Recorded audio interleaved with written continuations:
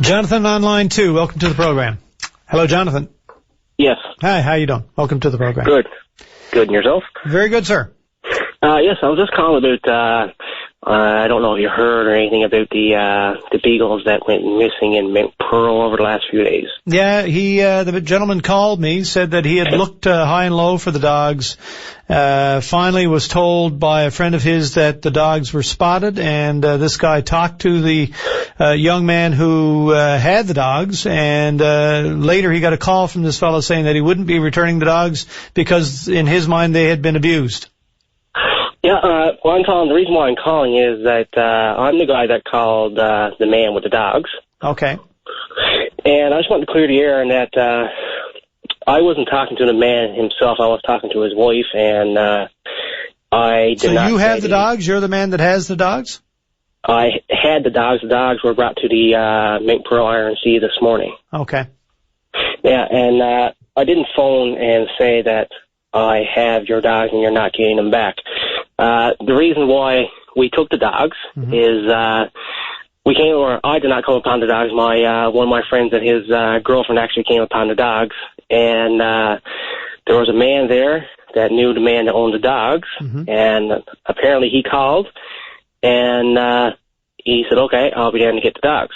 So my friend waited with the dogs in his car because the dogs were absolutely frozen. There was nothing but skin and bones. All their paw pads were all torn off, and there was just all flesh showing and stuff. Well, they'd been missing or lost for 10 days, right? Yes, yeah. Yeah. So he held on to the dogs for about a little over an hour, and no one showed. So he asked the man that was there to call the guy that owns the dog again. So he called and got his wife, and the woman said, let the dogs out. They will find their way back.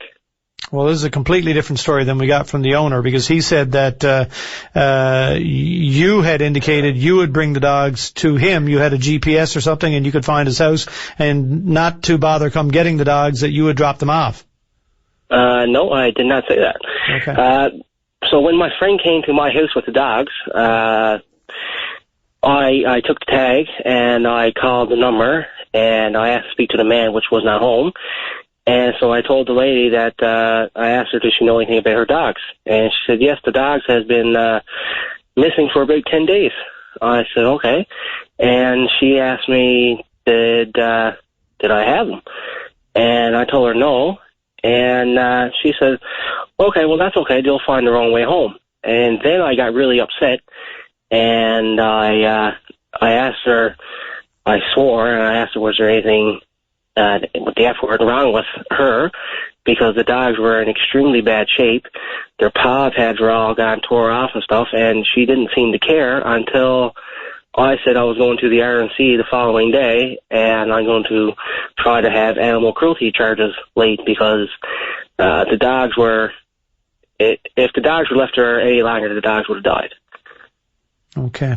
So you didn't call back and speak to the gentleman that was speaking to us on the program, her husband? No, I did not. That following night we went to call the Humane Society and SPCA, but they were not open. So the next day, my fiance brought the dogs down to the SPCA, and they brought them in and asked them where the dog was found to, and they told her, or she told them, that they were found in Mount Pearl.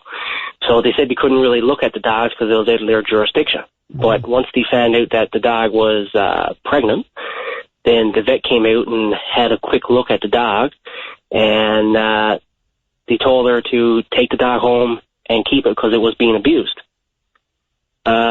So we took the dog home. The following night, my fiance called the RNC in St. John's and reported it and told the RNC, what was going on. And so today, while I was at work, I got a call from my fiance. We had to take the dogs to Mount Pearl from the RNC. So I went home. We got the dogs. We took them to the RNC in Mount Pearl, and we met with an officer, and he took us into a room.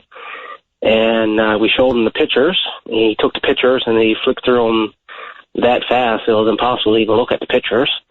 And then he went on to tell us that they were hunting dogs, they were bred for a certain reason, and that their pads and stuff being tore off, that's normal for those dogs. Now, I have 3 dogs of my own, and they got run a lot, and they never ever had scars and injuries like this. It's disgusting what it was. So you're thinking at this point, once he's told you this, you're thinking this is a mistake. We perhaps shouldn't be bringing this dog in here. Yes.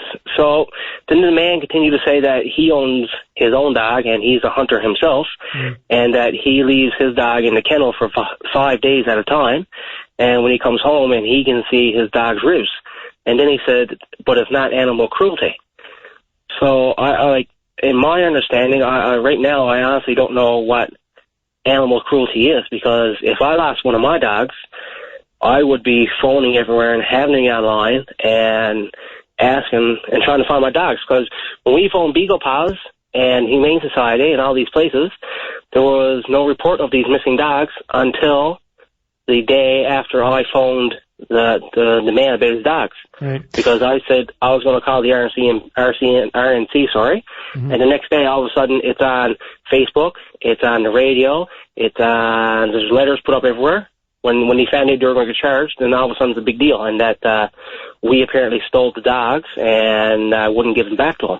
Jonathan, I'm going to agree with you right away that a dog that's hungry is suffering, and a dog that's left in the kennel for 5 days is essentially abandoned and is suffering psychologically as well. There's obviously more to this story than we understood at first. The dogs are where now? Well, the RNC officer in Mount Pearl made me and my fiance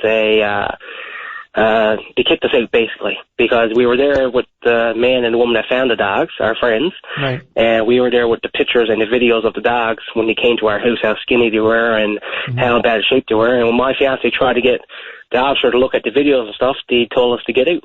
They told us to give the dog to the other man and leave. The other man being?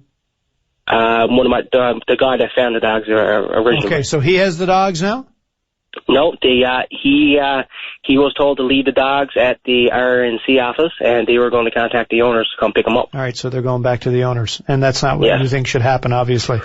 All right, well, listen, I appreciate your call. It sheds certainly a lot more light, because that doesn't follow along the same storyline that we got. We have 2 now, and of course we have no real way of knowing if one or the other is more accurate, or if it's a mix of both. But listen, I appreciate you getting in touch with us.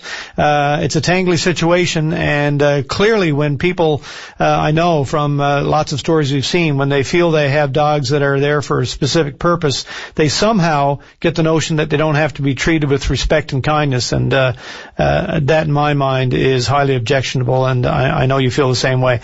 Listen, I got to say goodbye now. We're up to the news, but thanks for this, and if you have anything to add, by all means, give us another call.